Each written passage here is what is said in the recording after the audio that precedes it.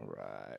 Bam. And I got a new song for you. Call this number back. I need $25 for this walk around sit down chair. Production. Been around the block. Been around the block. You already got a thumbs up. Oh, yeah. We're so glad to have you joining us here live on Facebook and on YouTube, and a very special welcome to those who are joining us for the first time. First and foremost, I want to thank those of you who helped our podcast grow into what it is. Just next month, Been Around the Block will be 1 year old. According to our metrics, from December 13th to January 9th, we'll be able to reach 78,195 people. That is crazy to me. Dude, I don't know. Can we get a round of applause, that's please? a big deal, man. So, and we have the potential to reach like so many more. So, and you know, none of that would be possible without all you guys who like and follow us. So, also, please don't forget to like and share with anybody who might be affected by alcoholism or drug addiction. At this pace, we hope to keep growing and continuing our mission. Our goal is to destigmatize addiction and prove that not only your life won't be boring, but the best years are yet to come. Without any further ado, I'm Brooks Southern, and my handle is Quirky Cliche Name on Facebook and Instagram, and I'm one of your gracious voices of Been Around the Block. We also have Christopher T. Ross on Facebook, and Instagram is Christopher. And our favorite national content creator, Bradley Nemo Sparks. You know where to find him, and he also be found on Linktree at Nemo Sparks.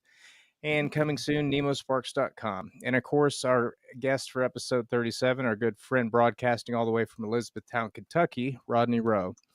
Originally from Compton, Rodney will be celebrating 12 years in February. So how's everybody doing tonight? Doing great. I'm blessed, brother. I'm blessed. Oh, yeah. Rodney. Glad that everybody's here. Yes, sir. You got 12 years next month, man? Yeah. February 27th, 2013 is my sobriety date. Okay. Yes, sir. Yeah, makes me excited. So we got a little trip in your audio right now. I think that's what your audio was doing great just a while ago. I don't understand it. Mine is it? Yeah, it's just real bad right now. Yeah, I don't know why it would be doing that. You think I should turn it up and just try without the headphones. Yeah, try without the headphones. I think that's what happened. Yeah, try without the headphones. Well, like unplug them. Can you unplug them? They were Bluetooth. Oh, yeah. So can you hear me better? No, it's real static. Do me a favor. Hop off real quick. Hop back in.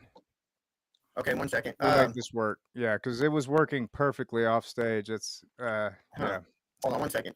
It's cool, man. This ain't the first time it's happened. So it's all good. Even then, I'm gonna clock back in. It happens to Chris every week. Every week, pretty much. And I fell off last week too, so it's fine. But so we got. I'm gonna go ahead and shout out, hey, Aaron Henderson and Eric Karen. Thank you, Eric, man. I appreciate that, brother. So if y'all are new, if you're viewing this right now, this live, guys, and you're joining my live specifically, this is not your regular funny content. We are Been Around the Block. Chris Ross created the page, Brooks is our voice, and I'm just here, guys. But he's the talent, bro, which is called for what it is, man. We talk about we bring someone on who has a year or more of sobriety, and they give their testimony, share their testimony, and hopefully someone who's listening out there who is still struggling, will hear something that will change their life. Because guys, there's so many people right now every day dying from this stuff. And the coolest thing is, man, is even just a couple years ago, it was a huge stigma to be in recovery, and now it's getting more socially acceptable. So it's starting to be cool. Yeah, you're cool if you're in recovery. You know what I'm saying? Come on, please. Can you guys hear me? He's back. Yes. All right. Yeah. Don't fail me now. Don't fail me now. Headphones. But yeah, I'm here. That's good, man. All right. Shout out Izzy. Love you too, Izzy. All right, you guys going to E-Town in the house. Congratulations on your sobriety. Ashley, Manea, and Alexander, you know that? Did I say that wrong? probably. Oh, Yeah. Ashley Monet Alexander, E-Town in the house. So she in E-Town too? Yeah, that's what she said. Hell yeah. So, Well, hey, yeah. What's E-Town? Uh, It's Elizabethtown. Elizabethtown. Okay, gotcha. So I'm if you with actually, you. well, there's a movie called Elizabethtown, and it was filmed somewhat here in Elizabethtown, Kentucky. Is it based off Elizabethtown in Kentucky? I don't really know. Is the movie was basically a guy who was going to a funeral for his father or something like that in the movie, and he was basically traveling through Elizabethtown. But I don't think it was fully, filmed out here in the town, but just parts of it. I You guess. know what I've been stuck on? I've been binge watching Tulsa King. Oh, Finally, is that good?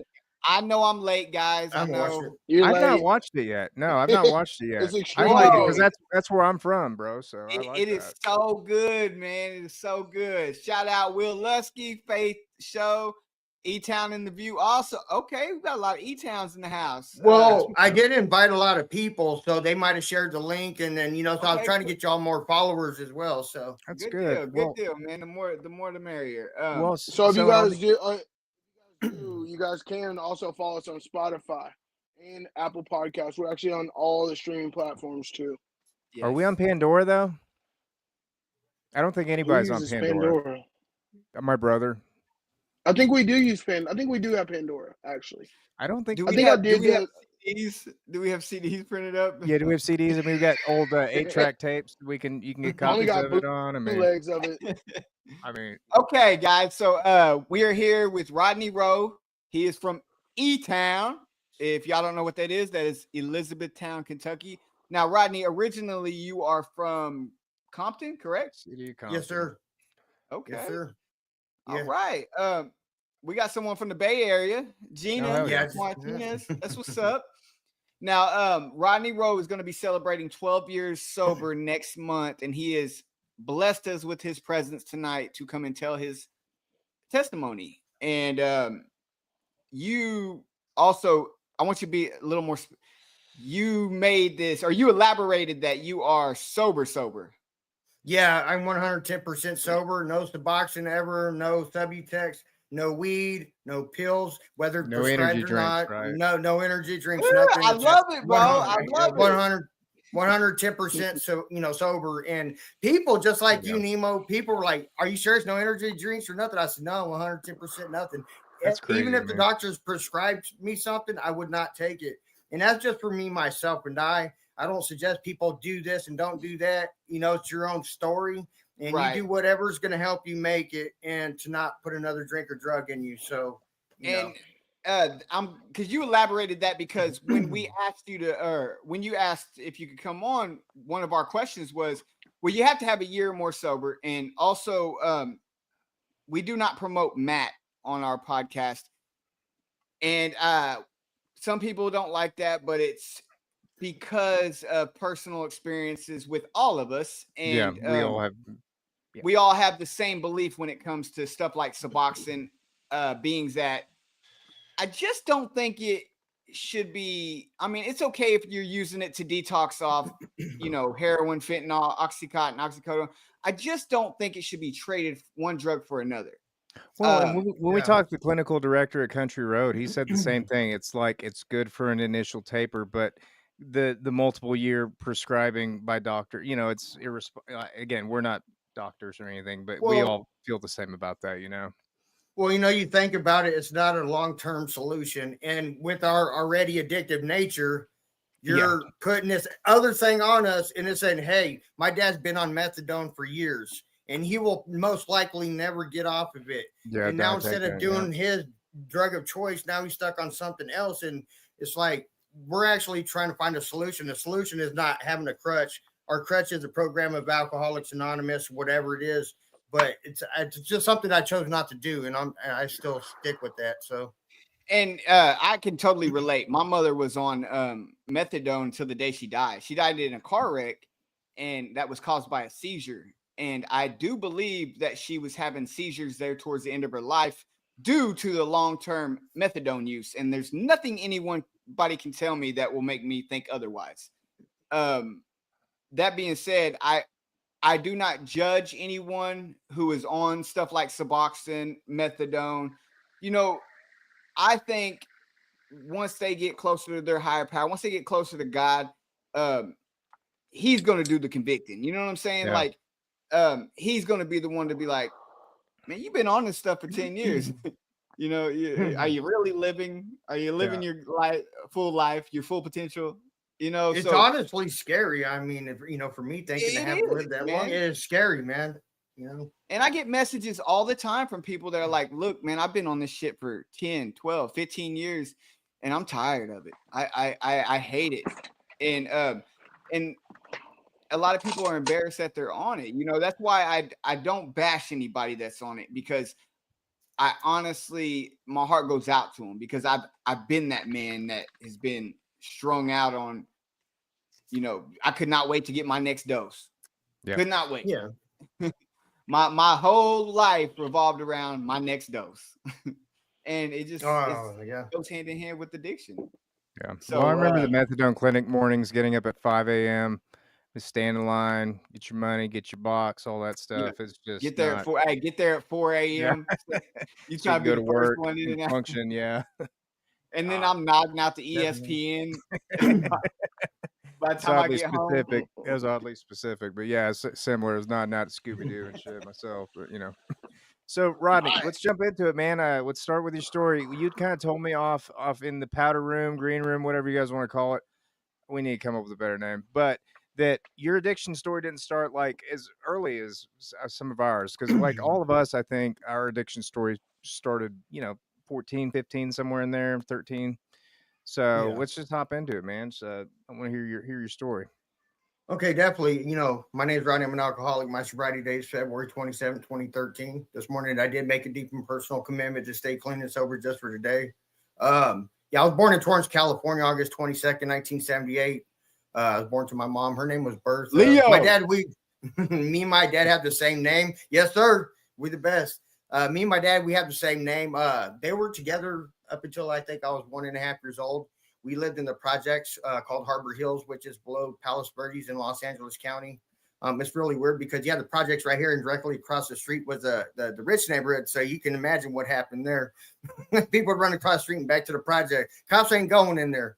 But yeah, so they ended up splitting up, and I stayed with my mom all the way up until I was 15 years old. There was a lot of good times, but there was also a lot of bad times. And even though you have more good times than the bad times, sometimes those bad situations outweigh the good times. It doesn't matter what you do. And my mom had dated a guy for 15 years. And, I try to find myself making excuses for him. But then again, I live by accountability, and not physical accountability, but accountability like, hey, we make mistakes and we got to learn from them and not doing them, do them again. And we had a lot of good times with him, but there was a lot of physical abuse. And there's some things I don't want to involve in this story because I don't want to offend some people that are in my circle out here. But, there was a lot of things that were done. I had my sister, I had my 2 sisters and my brother. My brother was never really around because of all the stuff that was going on at home. He didn't see eye to eye with my mom's boyfriend. And there was a lot of fights, physical fights. And so he was never really around. My older sister, she ended up going to college and doing her own thing. And me and my younger sister, we basically went through the brunt of everything together. And, still to this day, we have a pretty good relationship. We look out for each other, and she actually lives here in Louisville, Kentucky as well. But I lived with them until I was 15. And before I moved with before I made the change and moved to Los Angeles, my mom and her boyfriend, they smoked weed. They didn't really, they might have a 12-pack in the refrigerator, but my mom never ever drank. And if she did, it's like a very, very rare occasion. And that was a margarita. And, he had Budweiser's in the refrigerator and they sat there for days. He wasn't really a big drinker. They smoked weed. So as far as any kind of hardcore drugs or anything like that, I didn't know nothing about that other than weed, cigarettes, and beer and coffee. And that was it. But after 15 years of me begging and pleading with my mom to let me go live with my father, who I hadn't seen in years. I mean, for 15 years, I've probably seen him like 4 times. There was always, the stepfather, figure that's always bashing the real father. And, he's not here. He's in jail for child support and this and that, just making my dad look like the worst man on the planet, But I was young and I was gullible. I was I can't think of the word, but all this stuff was Impressionable. soaking in. Oh yeah, that's another word Yeah. for it, definitely. And my dad did come around a few times, and I remember at 6 or 7 years old. It's crazy I can still remember that far back. But my dad, he was in jail in Fresno County, in Fresno, California, for child support, and he had come and stayed with us, and we ended up driving him back to LA County. And I remember sitting in my room just crying. I don't mean to get emotional, but I'm sitting there just like, I can't imagine, whether we're in addiction or not, or just parents, when we're not there, whether it's our own doing or somebody else's doing, we're not around there for our kids. And I'm sitting there in my room and I'm thinking, what did I do wrong? Why did my dad leave? And I'm sitting there crying. And it hurt. It hurt a lot. And how old are you at this time? 15? No, I was 7 at that time. Oh, okay. This is before all the drug use and everything. The drug use and stuff didn't start until I was 15 and I moved back to LA. Like I said, I didn't know nothing other than, I didn't know about anything other than weed, cigarettes, beer, and coffee. That's the only thing I knew of. I didn't know nothing about heroin, crack cocaine, coke, PCP, acid, or any of them things until my mom granted me my wish to move with my dad. I did not know I was moving with my dad that day. I was hanging out with a friend in Fresno, California, and my mom told me to hurry up and get home. I'm going on a trip. I got put on the Greyhound bus after I packed my stuff, and I was on that Greyhound bus for about 8 or 9 hours from Fresno all the way to LA County by myself. I got dropped off on that Greyhound bus at 15 years old in the middle of the night, 2, 3 o'clock in the morning in downtown Long Beach, nobody around, pure darkness. And I'd never seen anything like this in my life. So 15 years old, not seeing this stuff before, I was scared. But my dad and my aunt and my uncle, they picked me up. We bounced around from a studio apartment to my aunt's in Carson, California, which is next to Compton, California. And then between there, we were at my grandma and grandpa's in Compton, California for a while. And that's when I started, moving to hotels. And this is where I started seeing all the drugs and the prostitution, the gangbangers, the drug dealers and everything. And I started questioning myself, when I was 7 years old, I'm like, why is my dad not here? Where's he at? Like, what did I do wrong? A lot of typical things young kids ask themselves because we can't fully comprehend what's actually going on, not until we get older. So now at 15 years old, my dad was not ready to take care of a 15-year-old kid. I was rebellious. You only got me here because you want the money and the food stamps and this and that. I was rebelling. I can't tell you why. Me and my dad fought a lot. What's his addiction like? Well, heroin and pills. Okay. You move in. You got a stepmom in the picture? Okay, this is going to get kind of crazy. This is going to go south with the whole stepmom thing. Okay. So it's going to go south. It's going to get a little bit Jerry Springer up in here. All right. So I'm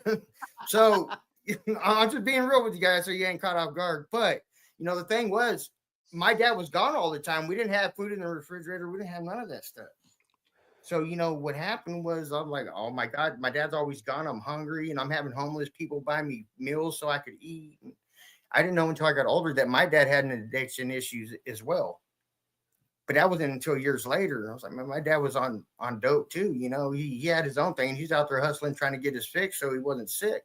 Yeah. So, not getting the love at home, although I never said I love you because living with my mom, we never really expressed that. There was only 3 times my mom told me she loved us, and that was after she tried to take her own life.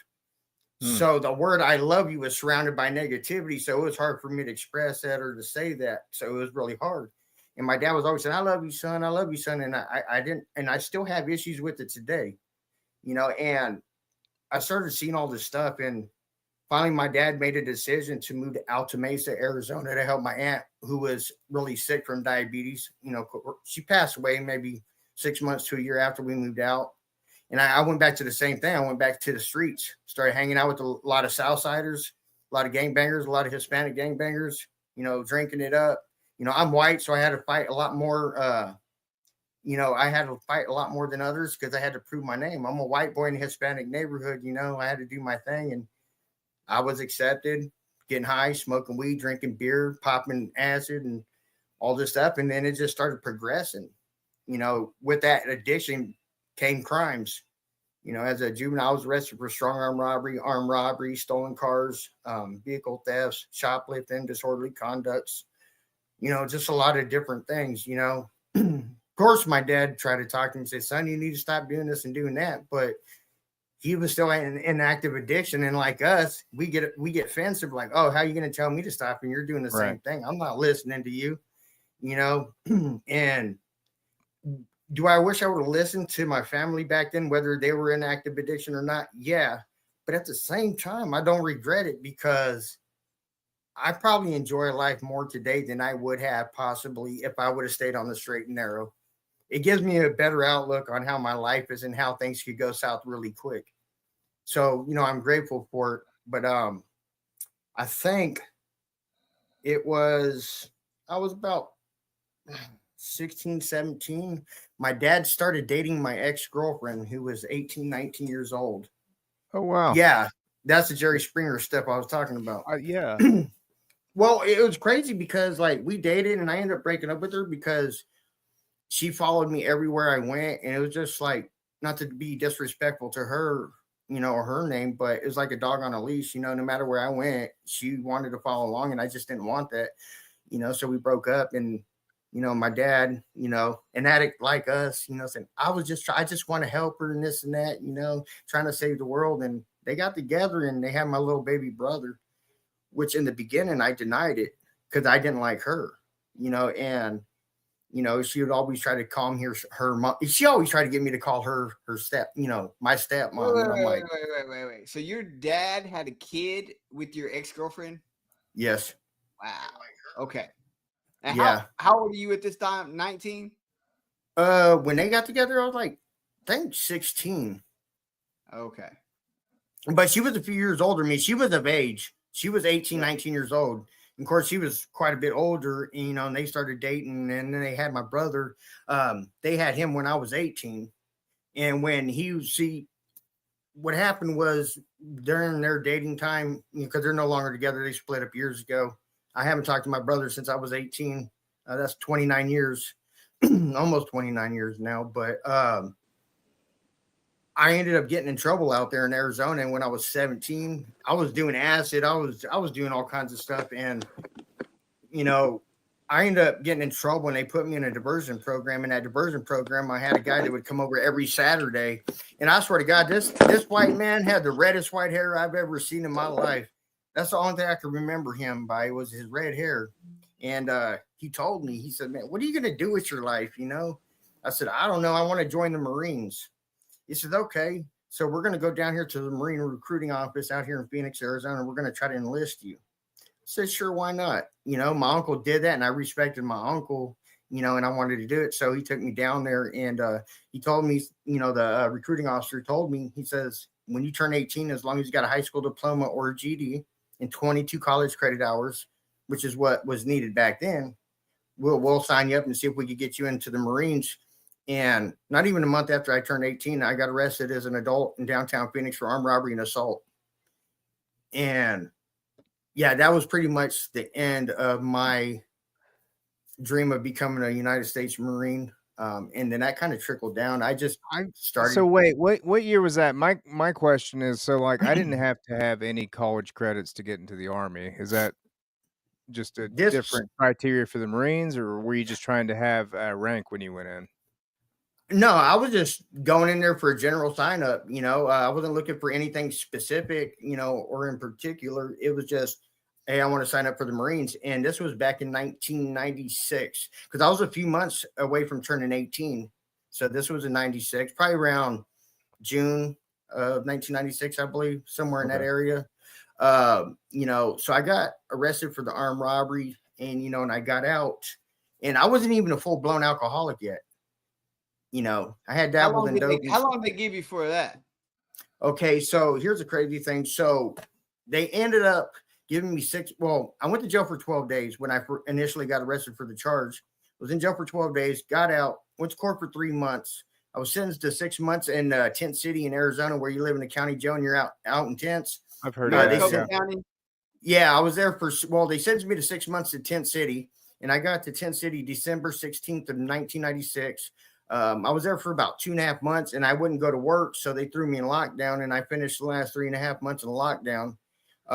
Then I ended Did up you meet getting that out. infamous sheriff? Joe Arpaio? I guess. Yeah. I don't know the Yeah. name. I know I've seen Yeah. specials on that Tent City though. Yeah. Actually, he actually walked through the actual Tent City because he would always talk crap. He's like, I don't need no guards and this and that. But when he walked Tent City, he had like 10 cops around him. Like, come on, dude. Come on, man. Like, let's be real and honest here, you know. But I actually, and to be honest with you, he was a tough sheriff. He's a sheriff that does not play, you know. But I respect him for being hard on criminals and crime. You know, it's something that I had to learn throughout the years. You know, I put myself in that situation. I committed the crime, and I got to pay the consequences of my actions. So, but I was there for 6 months, and then I got out on Father's Day of 1997, and I was out for a little bit because they had put me on probation. Well, I ended up going on the run from probation in Glendale, Arizona. And while on the run and hiding out, I picked up a stolen car charge, which was a class 3 felony in the state of Arizona. I ended up going to jail. I used my cousin's name for that charge. And then they ended up knowing I was there under an alias, but they still let me out. And I was out for a little bit. And then they ended up getting me at my aunt's apartment for the probation violation that I went on the run from. And while I was in jail, they ended up giving me a year in state prison at 85%. And I already had like 8.5 months, you know, back time put in. Well, it was 13 days after I got rolled up to go to state. I'm sitting there maybe 30 minutes before they got the bus over there to transfer us from Madison Street Jail in Phoenix, you know, to the State Department of Corrections, which is not far from there. Man, I was a half an hour away from leaving, and then they pulled me out of the holding tank and says, "Hey, man, you got an outstanding charge." Well, they found out that I was the one that stole that car, and I was using my cousin's name. So I sat in jail for another 3 months or so, and I went from doing maybe a couple months to another 6-year sentence at 85% on top of that. And yeah, I was locked up from September of 1997 all the way to June of 2003. I hit a few state prisons in Arizona. I spent a lot of time in Max, Supermax, closed custody, cell by yourself, shackled down head to toe whenever you come out the cells after they do their, you know, body search or whatever. It was a crazy experience, you know.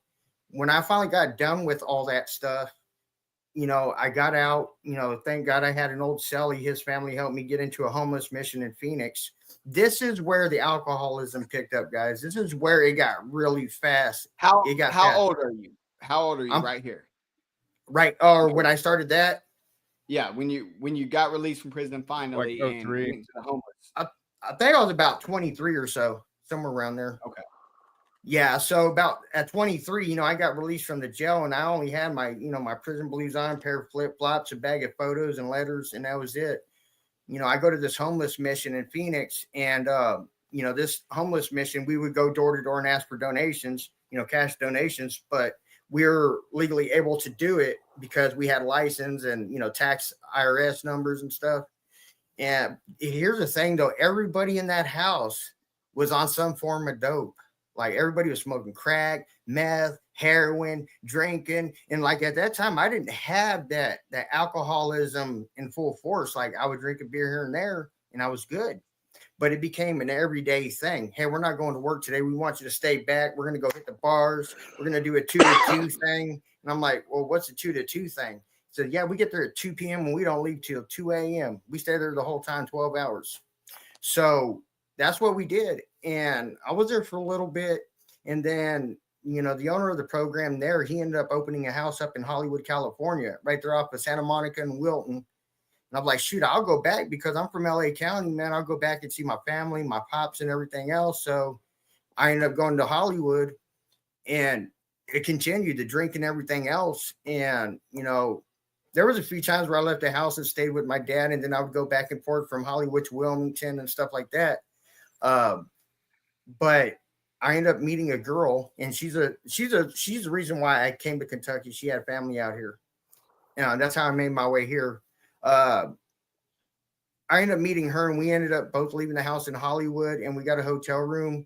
I started working a job doing acoustic removal in Wilmington, California, and I ended up losing my job because I was drinking all the time, and I had sticky fingers.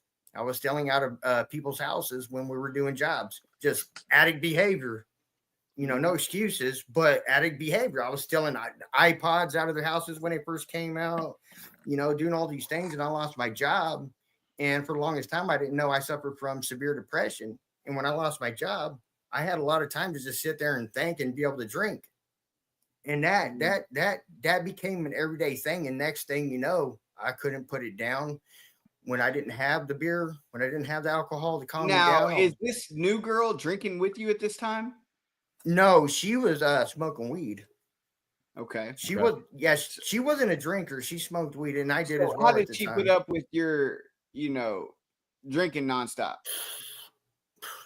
Honestly, I don't.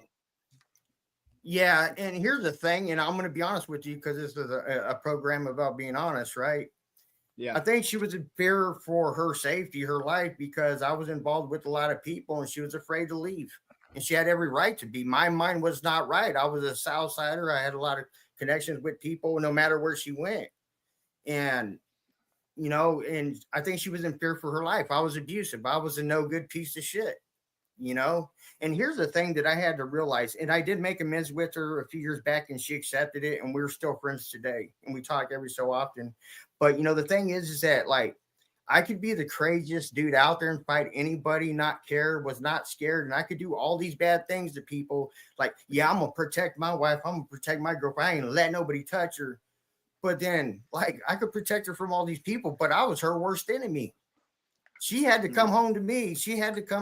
And I was abusive. I was no good, and I feel bad for it. And that's the one thing that still lives in my head at times. How could I do something to somebody that, that gave me so much loyalty at the time, that even when I was being abusive and at my worst, never left, and, I appreciate her for that, but also appreciate her for leaving, because that's not me. I'm not that type of person, and through all that stuff, I've heard so many people try to make excuses for my abuse, saying, oh, you was just drinking and this and that. I said, hold up. That's just a, I can't think of the word, but that's not the whole problem. You can't blame the alcohol for being abusive.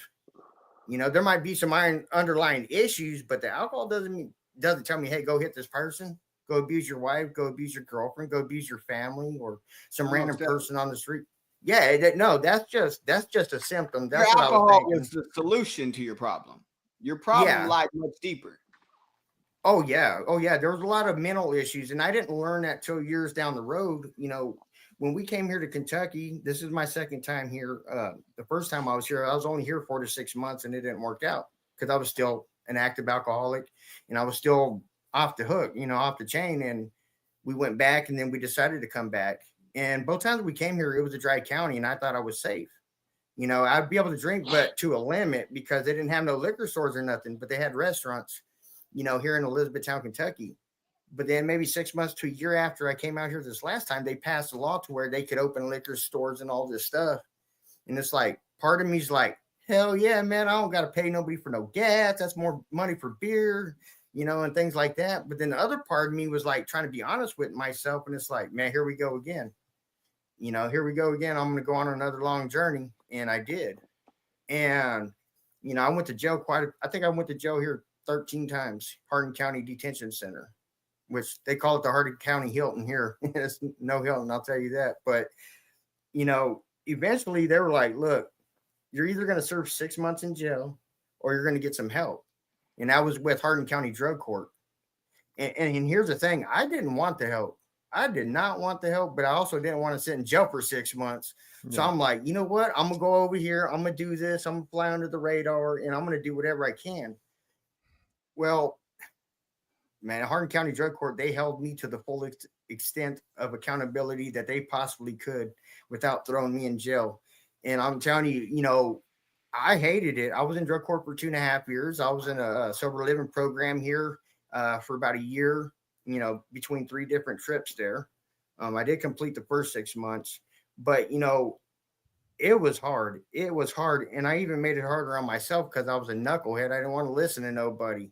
They're like, you need to take a look at so and so. I'm like, F you take a look at it. I ain't taking a look at nothing, because I had that chip on my shoulder of being an ex-con, growing up in LA County, growing up around hard people. I'm like, who are you guys to tell me anything? You're just like me. How are you going to help me make better decisions? How are you going to teach me how to live? So how old are you when you were forced into sobriety through drug court?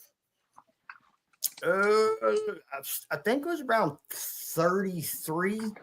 Okay. Because I remember at one point I was telling my girlfriend at the time, after my ex had left me, and when it brought me here to Kentucky, I was like, man, I'm about to turn 32 this year. And she's like, what year was you born? I was like, 78. She's like, so was I, and I'm turning 33. I'm like, are you kidding me? I just lost a whole freaking year. Like, oh my God. And I was like, man, something ain't right here.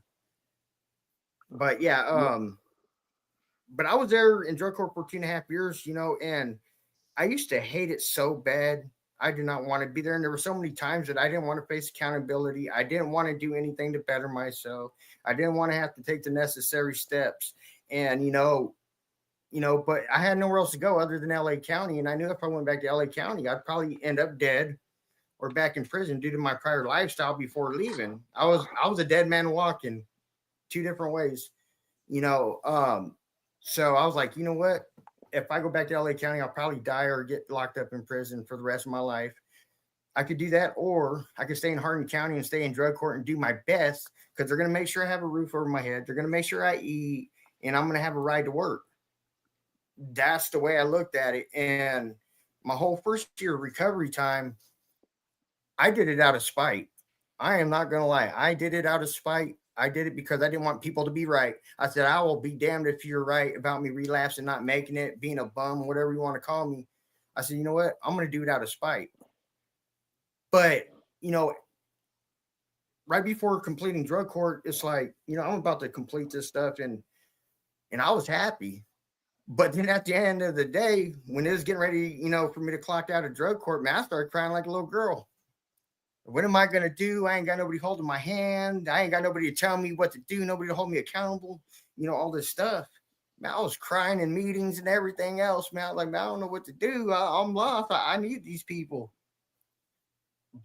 But they can't hold your hand forever, They can't hold your hand forever. You have to learn to be able to walk on your own and to be able to rely on your support group within the program of Alcoholics Anonymous, Narcotics Anonymous, whatever you so choose. And that has been the main staple of my recovery right there, guys, is July 24th of this year, or last year, sorry, I had my ex-girlfriend pass away. I didn't ask any about the circumstances of her death or anything. I did not want to know, and I had met her when I first got sober in 2012, 2013. And that was probably the biggest thing I ever had to face in my life. I heard about her death, and this is one woman that I loved more than anything in the world. I would have done anything for her. And when I found out she died, it really killed me, guys. It really killed me. I had all these things going through my mind, and I'm like, man, I don't want to do this. How am I don't get to see her no more. I ain't never going to get a message from her saying, fuck off. I don't want to talk right now. I don't get none of this stuff, and it's like, it really killed me. I contemplated suicide. I contemplated taking a drink. But I will tell you one thing that really kept me around, and that's a program of Alcoholics Anonymous and the people that I met during the years of, staying sober. Like, man, there's so many people that look up to us. There's so many people that look up to us, whether it's Nemo, you, Chris, or you, Brooks. There's a lot of people that look up to us. And it's our responsibility to do right. If you want to lead by example and live a good and prosperous life, whatever way you want to look at it, I feel like I'm responsible for the newcomer. If I'm walking every day and I'm saying I'm part of Alcoholics Anonymous, I have to carry that with me.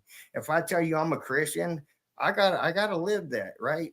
Whatever it is, I gotta live that. Because if a newcomer comes in and he sees, hey, he's got 12 years of sobriety and he's acting a fool, I don't want no part of that. If he has 12 years of sobriety, he's still miserable and he's still cussing people out and this and that and acting fool, I don't want no part of that. And and I won't lie, I bumped heads with a lot of people in recovery out here. I've been blackballed from recovery out here. You know, I'll be straight out with you. I've been blackballed. They will not let me sponsor anybody. They won't let nothing. They won't let me do nothing. And Why why? is that? Because I talk too much. I speak my opinion too much. I speak my opinion too much. Yeah, sorry, go ahead. No, you're fine. So throughout the whole addiction and even in your recovery, you never had kids? No, I don't have no kids, no. Well, I mean, during your addiction, I mean, that might have been a good thing, you know? No, that's the way I look at it. I look at it in a good way, you know, because I wouldn't have been a good father figure. You know, I wouldn't have been a good example for anybody, let alone, you know, for myself, let alone a young child, an infant. I am grateful for that because I didn't want to be one of them stories. Hey, I'm trying to fight to get my kid back, my rights back. And, you know, I think God saved me a lot of heartache and other people heartache when it comes to that situation for sure. Yeah. So the 12 years you've been sober, so what's life like now? What is it like now for Rodney? Well, it definitely is not the way I want it to be, but it's definitely better than what it used to be. You know, we all want certain things in life, you know, and it doesn't always happen on our watch, you know, but I'm grateful for it. I got a job. I got a roof over my head. You know, I don't starve. You know, I got people that surround me that actually have a general concern for me. And I have real friendships that are based off of us and not dope, not alcohol, not partying, nothing like that. You know, so I am very grateful for the program of Alcoholics Anonymous for sure. Do you what do you do for a living? I actually work at a warehouse and we make brake pads here in Elizabethtown, Kentucky. You never wanted to go back to Cali, huh? Well, you know, like I was saying earlier, I love my city and it's been a huge heartbreak seeing my city burning right now.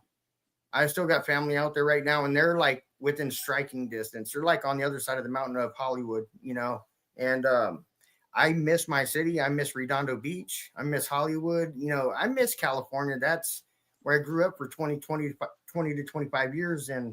But I just know that for me personally, it doesn't have nothing good to offer me.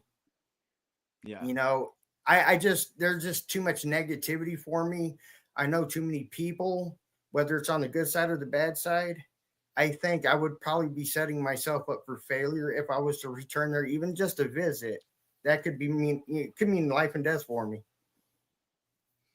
Now, I like what you said. So I'm a firm believer in I don't believe matter of fact, I don't believe anyone goes into recovery saying they're going to do it for themselves. You know, like you were forced through drug court, through, you know, the threatening of your freedom. You know, mine was, I got done bad by some people I thought loved me, you know, and I wanted to kill them with success. And that was my drive and main focus of getting sober. But, and you know, a lot of people do it because they've lost their kids, or they lost their business, they lost their self-respect, and they're trying to obtain these things back.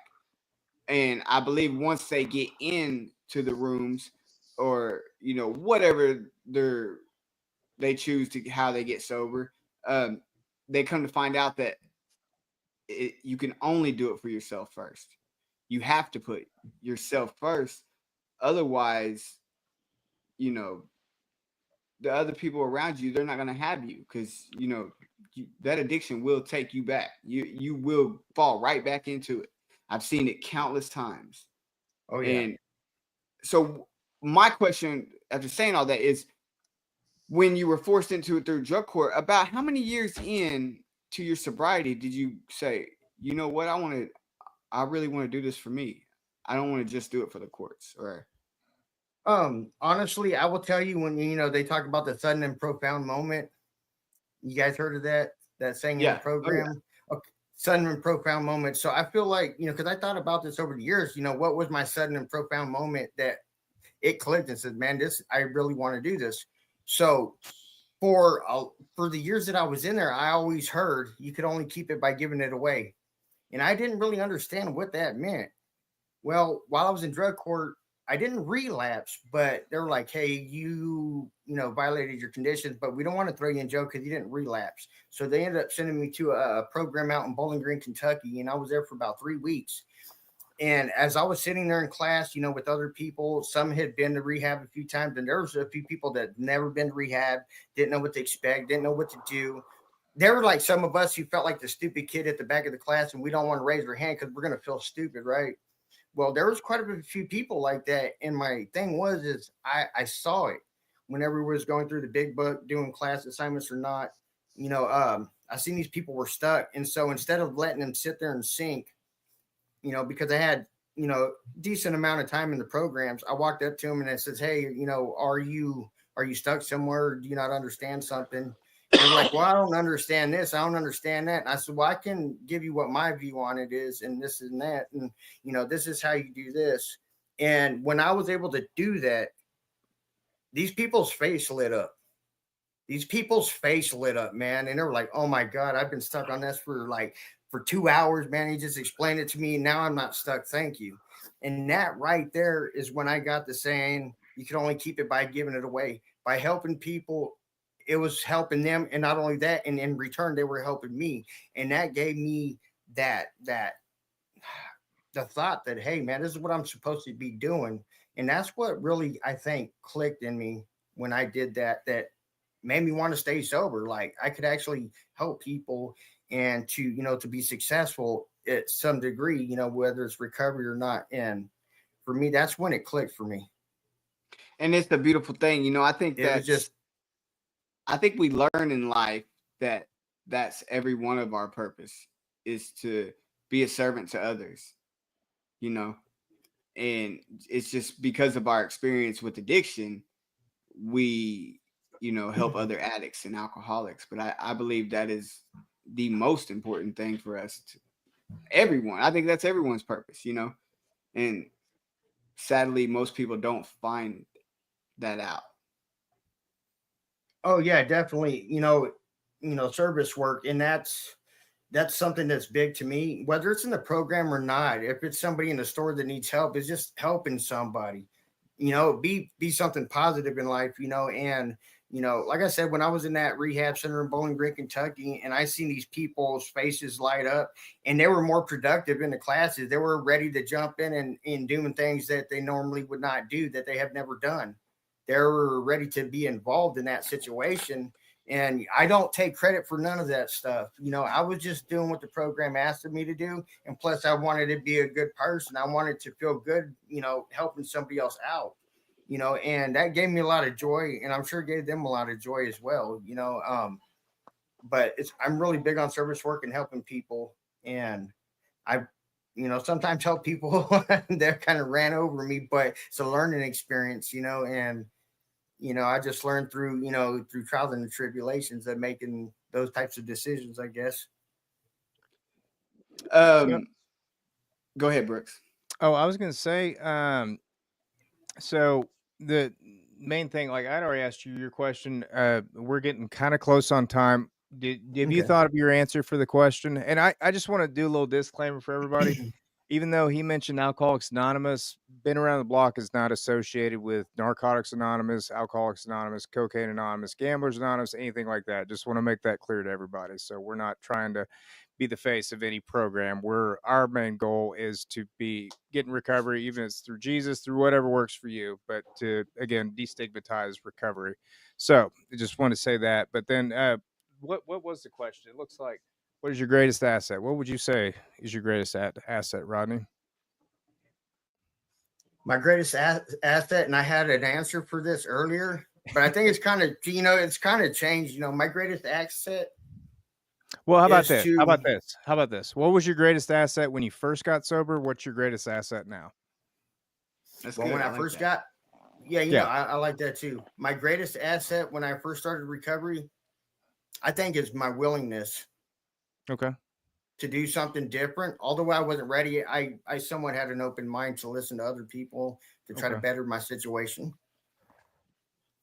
And my Awesome. greatest asset, yeah, and my greatest asset today is being helpful. to have an open mind and an open ear, and not to be judgmental against other people, no matter whether, because we have a lot of people that get, they go hard on people when they relapse, etc. And they're like, oh, why did you relapse? You could have done this. You could have done that. I said, hey, I'm not here to judge you. It happens. Let's get back on track. Let's go to a meeting. Let's do something like that. So, trying to stay positive, laugh and joke, at times when, but I think that's my greatest asset is just laugh and joke and be helpful to people whenever they need it, whenever I'm able to do that, I believe. Well, and some people say that relapse is part of recovery. I don't necessarily think it is. It can be, but it doesn't necessarily have to be a part of your story. That's what a lot of the misconceptions. Some people say, hey, relapse is a part of everybody's recovery, and that's definitely not the case. So, I just, like I said, from my standpoint, it definitely doesn't have to be anything like that. So, Rodney, what would you tell the person who is listening right now who might be in the same boat that you were in? Say they were forced into their sobriety through drug court or through the courts, and they're not really wanting to stay sober. They still think, they can control it. What would you say to that person to give them some hope that this life is much better? Oh, life is definitely much better. Like I said a few minutes ago, it's not what I want it to be, but it's not where I used to be. And I'm truly grateful for that. Even if you're not willing at this point, just keep doing what they ask you until hopefully one day something will click like it did for me in Bowling Green, Kentucky. Just give yourself a shot, keep an open mind. It might seem that it's hard and it's dark right now, not being able to do the things that we want to do, get high, get drunk or whatever. But, life does definitely get better. It's gotten better for me. And at one point, I did not want this program. I did not want to listen to people. I did not want no part of it. But you know what? I got beat up so many times by life. I said, you know what? You win. I just said, I gave up. And the guy who I asked to guide me through these processes, he wanted to beat me up. He wanted to beat me up a week prior to me asking him to be the guy who guided me. And here's the thing. When I looked at him, I said, you know what, Jeremy? He said, what? I said, I know you ain't going to co-sign my bullshit. Can you be the guy that helps me guide me through these steps? He said, shoot, why not? And he only has a week of sobriety longer than I do. But for me, is to keep an open mind and to change your thinking. I heard a thing in the program is called deeply ingrained distorted thinking. You cannot solve a problem with the same sort of thinking that created it. Yeah. All right. So, you hear all these things, man, how am I going to solve this problem when my mind's still screwed up and I'm still thinking the same crazy way that I was thinking about, thinking a week ago? You have to you got to change everything. You got to change everything. And it's not just the way you talk, the way you walk. I'm talking about the people you talk to, you associate with, that you hang out with. You got to change all of this stuff. And here's another thing, guys. And I had to come to grips with this because when I first got sober, I was like, man, who am I going to hang out with? Who am I going to deal with? Who's going to accept my calls? Who's going to text me back? And I'll be 110% honest. Hey, if you're not for my recovery, you're not for me. And I will not deal with it, because I'm trying to be successful.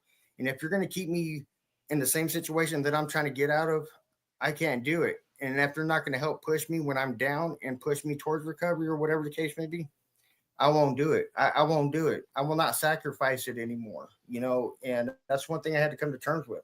Change everything. Change everything. Everything? Everything. So you guys just change one thing and that's everything? Is that right? Yeah. Change one thing and that's everything. Everything. Chris, it was. Are you there? Are you there, Chris? Yeah, I'm here. I thought you was asleep. He went to He went into a pork rind coma. It's fine. He was eating pork rind. Tell me why every week, your screen goes black and you gone for 10 minutes.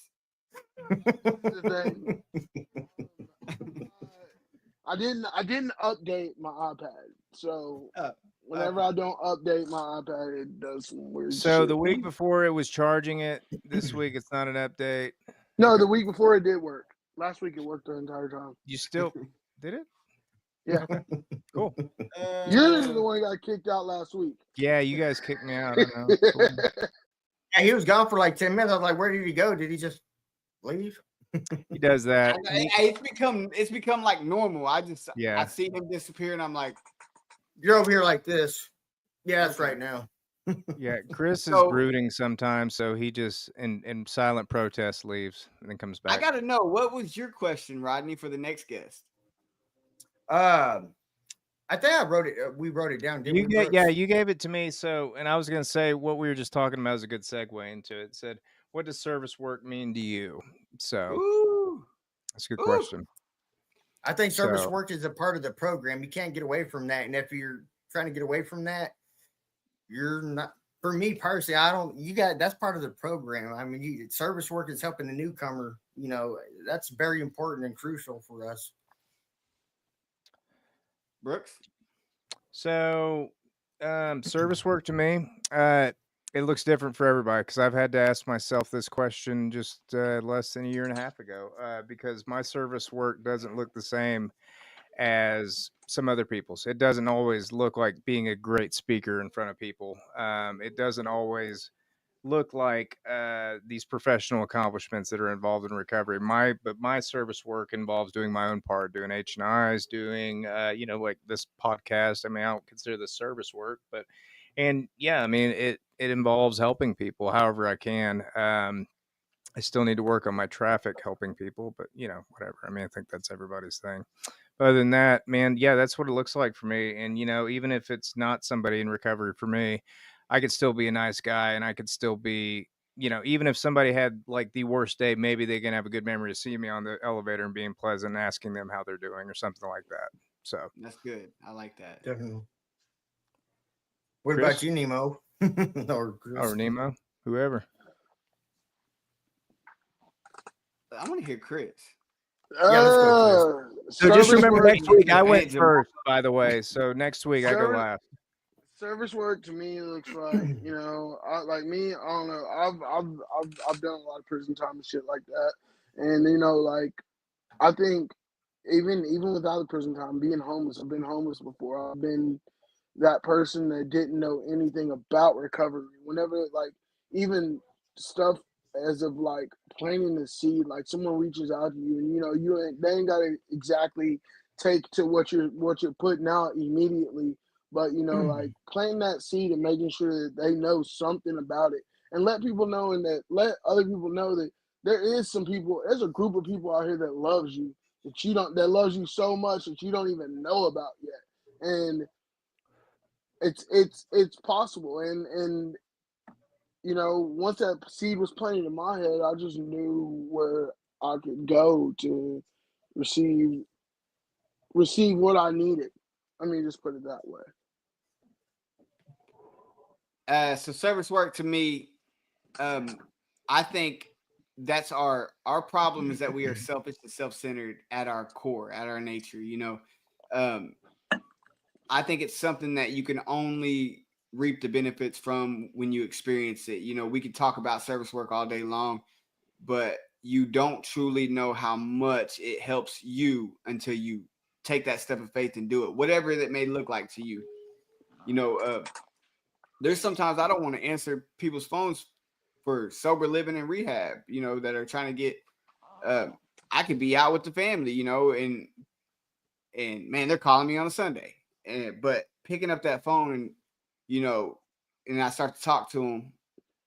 And then after the conversation's ended, I'm like, man, he got help, and that really helped me. So, and it does, like even like Brooks said, it could be something as simple as just saying something nice to a stranger. I go to the gym, and I've been going to the gym consistently for pretty much my whole sobriety. But it's the whole new year, new me. All the gyms are packed right now, and so you'll see people in there that you can tell they haven't. If they did used to work out, it was years ago. But and they could, and some of them people are struggling, and instead of just like getting aggravated with people because they might be on your machine or whatever, just go walk up to them and be like, hey, you're doing a great job, or just something as simple as that. And I did that to this. I said that to this older lady the other day, and you could just see it in her face. It made her day, So most definitely, man, be kind, So, are we ready to do our shout outs, Bradley? Oh, yeah. Let's do it. So every week, guys, we just want to thank everyone who chimed in on the comments and who watched it. And hopefully somebody got something out of Rodney's story. Rodney, thank you so much for coming on. And actually, thank you guys for allowing me to come on here and share my story. I've been wanting to get on here some time, and I appreciate you to allow me to do that and try to help somebody today. So I appreciate it. For sure. So shout out to Aaron Henderson, Eric Karen, Karan. I hope I'm saying that right. Gina Martinez, the homie Izzy, Ashley Alexander, Chris Treese, your wife, Chris, Alex, Faith Shaw, Will Lusky, Gonzalez Sophia, William Mullins. What's up, William? Callie Borrell. That's the homie Jonathan's wife. What's up? Joey Chappell. We love you, Joey. Megan Ariana, Angelica Michelle, Kendra Mays, Nancy Kosha, Melissa Marion. Yes, message us. And she's been sober since August 6, 24. So you do have to have at least a year or more if you want to join. So we are going to tell you can go ahead and message us, but we will tell you, it won't be until August 6th. Okay. Monica Blanca. I hope I'm saying that right. I'm sorry if I'm not. Zaki Black, Brittany, help me out here, Brooks. Where we're at. Brittany. I'm looking. Hold on. We had her on the show. Oh, Brittany You can't even say it, bro. Jefferson. Valerie Overly, J.C. Crawford, Michael Clark, David Thomas, Alex Strickland, CC, Bobby Redmond, Joey Fiera. What's up, boy? Raymond Lee Myers, and I think I said Faith Shaw if I didn't. I think so, guys, thank you so much for tuning in, commenting, showing us love. It's very much appreciated. Man, it's a good show. Thank you, guys. We'll see you next week. And here's our good song to exit. It better be appropriate. Come on, Chris, do the dance. Man, Nemo.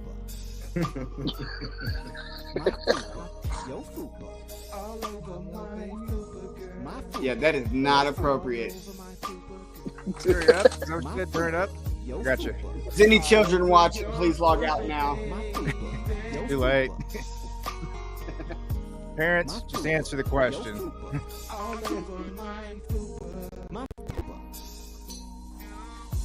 Oh yeah. We got to do another R&B one, bro. I know for sure. When I'm reaching for my seat, baby. Just let me know if you've been teabagged lately. It's a long one.